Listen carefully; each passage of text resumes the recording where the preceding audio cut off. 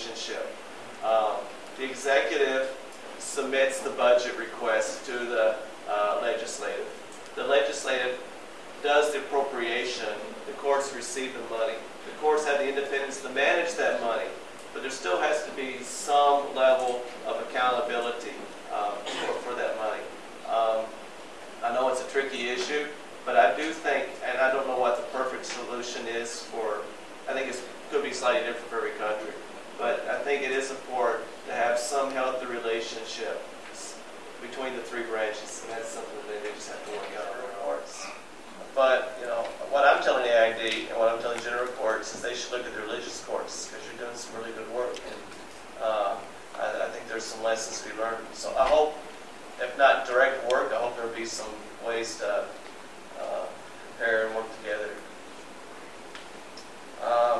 About judge control, let's see, and what is, okay, difficult for judges to take control of the case, and how do you do that without automation? Was that the question?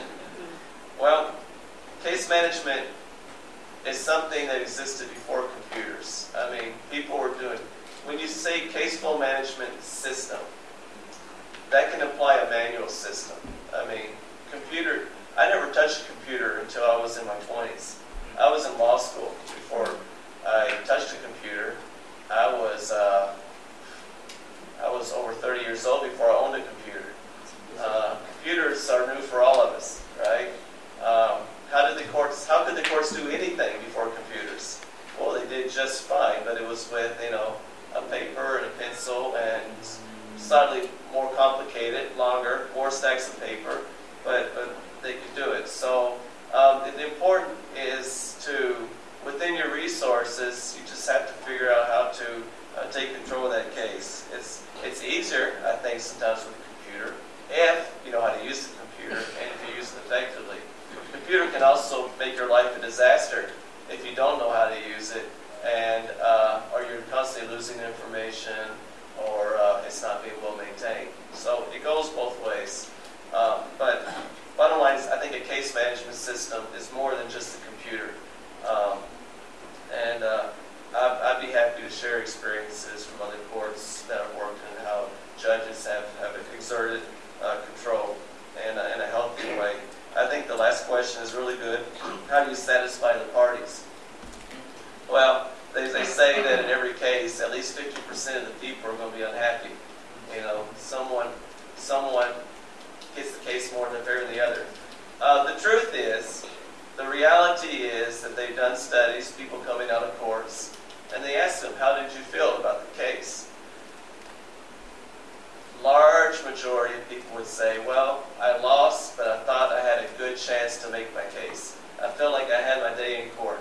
I felt like I had a chance to present my side, and I felt like it was fair.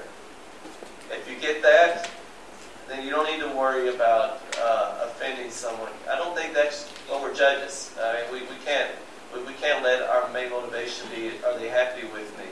I mean, it's a tough job. It is to try to do what's right in that particular case. And I think even the people who lose, largely, will leave saying, well, at least I had my fair opportunity and it was a fair process. So I'll accept that.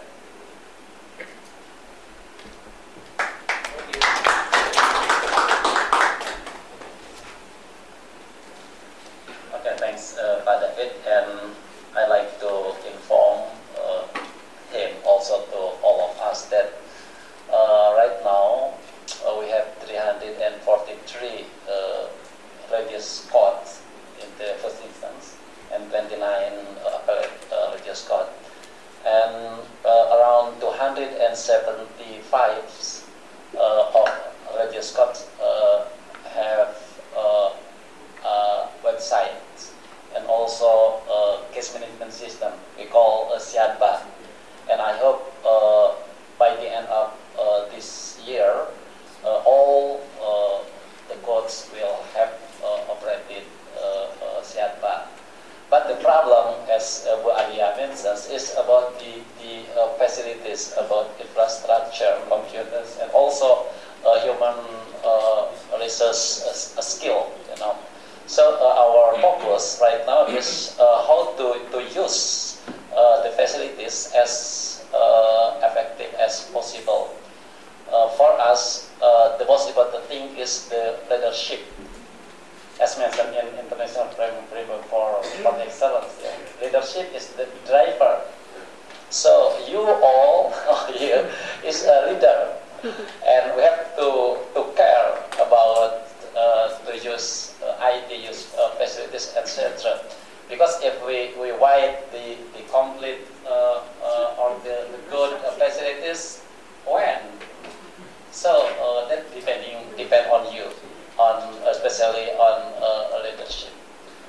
Inshallah, by the end of this year, all Radio Scott and Appellate Radio Scott will have operated case management, also websites, and it's very important as mentioned by Benedict. Thank you, Benedict. Okay, one more applause for Pak David. Thank you so much, Pak David, for your presentation here, and I believe that your paper, your presentation will enlighten us to embody, to implement